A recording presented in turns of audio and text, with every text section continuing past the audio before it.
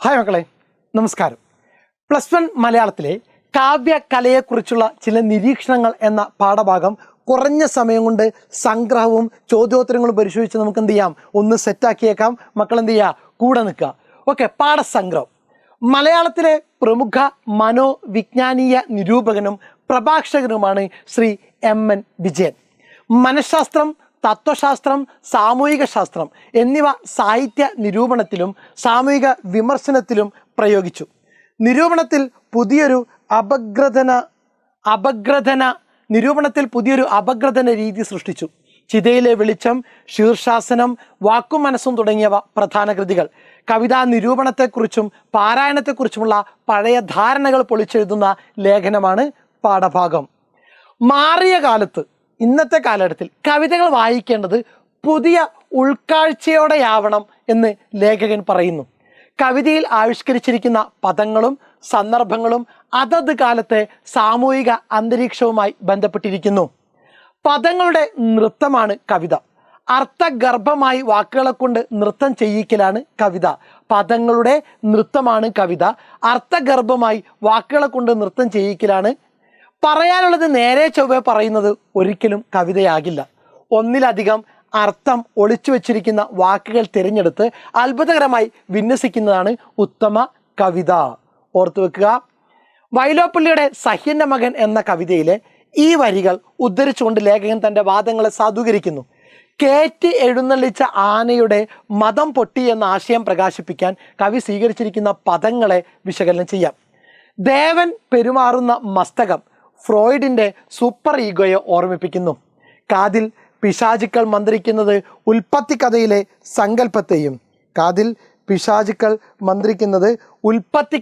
സങ്കല്പത്തെയും കൊണ്ടുവരുന്നു.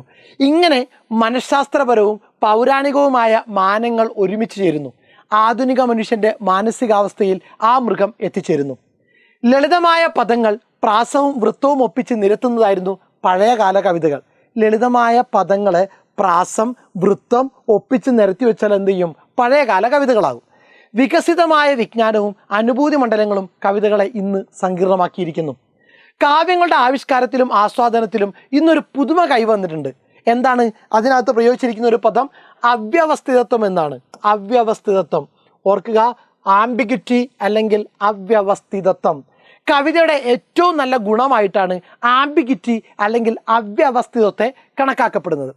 അർത്ഥമുള്ളതല്ല, അതിനപ്പുറമുള്ളതാണ് കവിത. നേരെ കാണുന്ന അർത്ഥമല്ല, അതിനപ്പുറമുള്ളതാണ് കവിത. അതാണ് ആംബിഗ്വിറ്റി. വാക്കുകൾ അനേകം അർത്ഥങ്ങളെ ഉൽപ്പാദിപ്പിക്കണം. പേന, തൂലിക എന്നീ പദങ്ങൾ ഉദാഹരണമായിട്ട് എന്ത് ചെയ്യുന്നുണ്ട്, ചൂണ്ടിക്കാണിക്കുന്നു. പേന എഴുതാനുള്ള ഉപകരണം മാത്രമേ ആകുന്നുള്ളൂ. അതിൽ കവിഞ്ഞ ആശയമൊന്നും ആ പദം ഉണ്ടാക്കുന്നില്ല. എന്നാൽ തൂലിക എന്ന വാക്ക് തൂവലിനെയും എന്ത് ചെയ്യുന്നുണ്ട്, ഓർമ്മിപ്പിക്കുന്നുണ്ടെന്ന് ചുരുക്കം. ആ തൂവലിരുന്ന പക്ഷി, പറിച്ചെടുക്കുമ്പോഴുണ്ടാകുന്ന അതിൻ്റെ വേദന എന്നിങ്ങനെ ഒന്നിലധികം കാര്യങ്ങൾ ഉൽപ്പാദിപ്പിക്കുന്നു. തൂവലിലൂടെ വിരിയുന്നത് ജീവരക്തം തന്നെയാണ്. കവികൾ സ്വീകരിക്കുന്ന പദങ്ങൾ, പ്രയോഗിക്കുന്ന ബിംബങ്ങൾ എന്നിവയുടെ അർത്ഥം നിർണ്ണയിക്കുന്നത് അതത് കാലത്തെ ചരിത്ര സംഭവങ്ങളാണ്. കല്യാണ സൗഗന്ധികം തുള്ളലിൽ കുഞ്ചൻ നമ്പ്യാർ വാഴപ്പഴങ്ങളെ വൈഡൂര്യവും ഗോമേതകവും ഒക്കെയായി കൽപ്പിക്കുന്നു. എന്നാൽ ചങ്ങമ്പുഴക്ക് അങ്ങനെ സങ്കല്പിക്കാൻ കഴിയുന്നില്ല.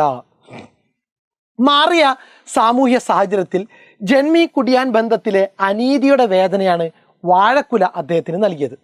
മേഘത്തെ കാളിദാസൻ കാമുകന്റെ സന്ദേശവാഹകനായി കൽപ്പിക്കുന്നു. വള്ളത്തോളാകട്ടെ നൂൽ നൂൽക്കുന്നതിനുള്ള പരുത്തിയായും കാണുന്നു.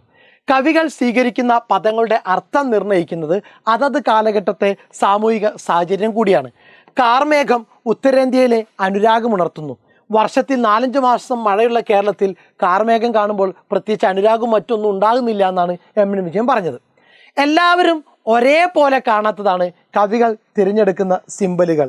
എല്ലാവരും ഒരേപോലെ കാണാത്തതാണ്. ഓരോ കവിയും തന്നിഷ്ടം പോലെ പുതിയ ലോകങ്ങൾ നിർമ്മിച്ചുകൊണ്ടേയിരിക്കുന്നു. അനുഭവങ്ങളുടെ നവങ്ങളായ പുതുലോകങ്ങൾ സൃഷ്ടിക്കുന്നവരാണ് മഹാകവികളെന്ന് MN വിജയൻ സൂചിപ്പിക്കുന്നു. സെറ്റാണല്ലോ. ഒന്നുകൂടി എന്ത് ചെയ്യുക, നിങ്ങൾ കേട്ടു നോക്കുക, ഇതിലേക്ക് വരിക. തന്നിഷ്ടം പോലെ ലോകങ്ങൾ സൃഷ്ടിക്കുന്ന കവികളെ നമുക്ക് ഇനിയും ആവശ്യമുണ്ട് എന്ന് MN വിജയൻ അഭിപ്രായപ്പെടുന്നതിൻ്റെ യുക്തി എന്താണ്? സാധാരണ കാഴ്ചകളെ അസാധാരണമായി കാണുകയും ആവിഷ്കരിക്കുകയും ചെയ്യുന്നവരാണ് കവികൾ. അവർ നമ്മുടെ അനുഭവങ്ങളിൽ പുതുതായി ചിലത് കൂട്ടിച്ചേർക്കുന്നു. അതിരുകളില്ലാത്ത അനുഭവങ്ങളുടെ ഒരു ലോകമാണ് സാഹിത്യകൃതികളിലൂടെ വായനക്കാരന് കിട്ടുന്നത്. തങ്ങളുടെ പ്രതിഭ കൊണ്ട് കവികൾ പുതുലോകങ്ങൾ സൃഷ്ടിക്കുന്നു. ആനന്ദവർദ്ധനൻ ധ്വന്യാലോകത്തിൽ പറയും പോലെ അനന്തമായ കാവ്യലോകത്തിൻ്റെ സൃഷ്ടാവ് കവിയാണ്. അങ്ങനെ പുതിയ ലോകങ്ങൾ തന്നിഷ്ടം പോലെ സൃഷ്ടിച്ച് വായനക്കാരന് പുതിയ അനുഭവങ്ങളുടെ ലോകം തുറന്നു തരാൻ കഴിയുന്ന കവികൾ ഇനിയും നമുക്ക് ആവശ്യമാണെന്ന് എം.എൻ. വിജയൻ സമർത്ഥിക്കുന്നു. സെറ്റാണല്ലോ. Then next question. പണ്ടത്തെ കവിത പദങ്ങളുടെ ലളിത നൃത്തമായിരിക്കാം. ഇന്നത് പുതിയ വിജ്ഞാന ചക്രവാളങ്ങളുടെയും അനുഭവ മണ്ഡലങ്ങളുടെയും വികാസത്താൽ സങ്കീർണമായി തീർന്നിരിക്കുന്നു. ഈ അഭിപ്രായത്തിൻ്റെ സാധുത കണ്ടെത്തി കുറിപ്പ് തയ്യാറാക്കുക. കവിതാ നിരൂപണത്തെക്കുറിച്ചും ആസ്വാദനത്തെക്കുറിച്ചുമുള്ള പഴയ ധാരണകളെ പൊളിച്ചെഴുതുന്ന ലേഖനമാണ് എം.എൻ. വിജയൻ്റെ കാവ്യകലയെക്കുറിച്ച് ചില നിരീക്ഷണങ്ങൾ. കവിതയിൽ ആവിഷ്കരിക്കുന്ന സന്ദർഭത്തിൻ്റെയും പ്രതീകത്തിൻ്റെയും അർത്ഥം അതത് കാലഘട്ടവുമായി ബന്ധപ്പെട്ട് വ്യത്യസ്തമായിരിക്കും. വാക്കുകൾക്ക് കേവലമായ അർത്ഥമല്ല കവിതയിലുള്ളത്, അർത്ഥത്തിനപ്പുറത്തെ അർത്ഥമുള്ളവയാണ് കവിതയിലെ പദങ്ങൾ. വൈലോപ്പിള്ളിയുടെ സഹ്യൻ്റെ മകൻ എന്ന കവിതയിലെ പൊൽ തിടമ്പേറി ദേവൻ മന്ത്രിപ്പൂർ പിശാചുക്കൾ എന്ന വരികൾ ഉദ്ധരിച്ച് എം.എൻ. വിജയൻ അത് വിശദമാക്കുന്നു. കേറ്റി എഴുന്നള്ളിച്ച ആനയുടെ മതം പൊട്ടി എന്ന് പറയുന്നതിന് തിടമ്പേറ്റുന്ന മസ്തകം ഫ്രോയിഡിയൻ മനഃശാസ്ത്രത്തിലെ സൂപ്പർ ഈഗോയെയും പിശാചുക്കൾ മന്ത്രിക്കുന്നത് ബൈബിൾ ഉൽപ്പത്തി കഥയിലെ സർപ്പത്തിനെയും ഓർമ്മിപ്പിക്കുന്നു. ആന എന്ന മൃഗത്തിൽ ആധുനിക മനുഷ്യൻ്റെ മാനസികാവസ്ഥ കണ്ടെത്താൻ വ്യത്യസ്തമായ വായനയിലൂടെ വായനക്കാരന് സാധിക്കുന്നു. ഇങ്ങനെ കേവല അർത്ഥങ്ങൾക്ക് അപ്പുറത്താണ് ആധുനിക കവിതകൾ നൽകുന്ന സൂചിതാർത്ഥങ്ങൾ. സാമൂഹിക സന്ദർഭങ്ങളാണ് കാവ്യങ്ങളിലെ പദങ്ങൾക്ക് അർത്ഥം നിർണ്ണയിക്കുന്നത്. അനുദിനം വികസിക്കുന്ന വിജ്ഞാന മണ്ഡലങ്ങളും അനുഭൂതി മണ്ഡലങ്ങളും ആധുനിക ജീവിതത്തെ സങ്കീർണമാക്കുന്നു. അത് കവിതയിലും പ്രതിഫലിക്കും. ജീവിതം ലളിതമായിരുന്ന പഴയ കാലത്ത് കവിതയും ലളിതമായിരുന്നു.